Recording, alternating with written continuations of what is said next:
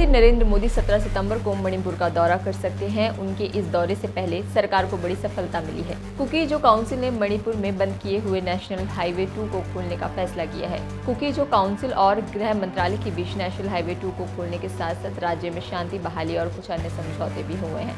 वित्त मंत्री निर्मला सीतारमण ने जीएसटी काउंसिल की 56वीं बैठक की। जीएसटी काउंसिल की इस बैठक के बाद अब केंद्रीय मंत्री जीतन राम मांझी की प्रतिक्रिया सामने आई है। उन्होंने कहा कि केंद्र सरकार ने लोगों को राहत देने के लिए एक बड़ा फैसला लिया है। साथ ही उन्होंने जीएसटी में बदलाव के निर्णय के लिए प्रधानमंत्री मोदी का आभार व्यक्त किया है। जिन गांवों का सड़क संपर्क पूरी तरह टूट गया है, वहां भगवंत मान सरकार ने बाढ़ प्रभावित गांवों में ड्रोन से राहत सामग्री पहुंचानी शुरू की है। ड्रोन के जरिए सूखा राशन, दवाइयां, पीने का पानी, बच्चों के लिए दूध और जरूरी सामान छतों तक पहुँचाया जा रहा है।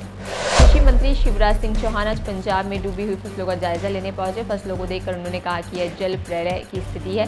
फसलें पूरी तरह डूब चुकी है। बिना खेत में जाए दर्द और नुकसान का अंदाजा नहीं लगाया जा सकता था। फसलों पर संकट है। स्थिति देखकर मन द्रवित है। हम किसानों को हौसला नहीं हारने देंगे, मजबूती के साथ खड़े रहेंगे। दिल्ली में यमुना का जलस्तर कम होना शुरू हो गया है। जलस्तर सुबह से 2 सेंटीमीटर नीचे गिरा। सुबह 8 बजे 207.48 मीटर तक पहुंचा था। दिल्ली में विदेश मंत्री एस जयशंकर ने सिंगापुर के प्रधानमंत्री लॉरेंस वोंग से मुलाकात की। इस दौरान दोनों देशों के रिश्तों को लेकर अहम चर्चा हुई। सट्टेबाजी ऐप केस में शिखर धवन को ईडी ने तलब किया है। ईडी इस मामले में अब क्रिकेटर शिखर धवन से पूछताछ करेगी। हरियाणा बीजेपी प्रदेश अध्यक्ष पंडित मोहन लाल बडौली ने कहा कि जीएसटी की दरों में कटौती करना मोदी सरकार का आर्थिक सुधारों को आगे बढ़ाने की दिशा में ऐतिहासिक कदम है। उन्होंने कहा कि जनहित और राष्ट्रीय हित में जीएसटी दरों में किए गए बदलाव से मध्य वर्ग, गरीब किसानों को लाभ मिलेगा और देश को सशक्तिकरण की दिशा में आगे ले जाएगा।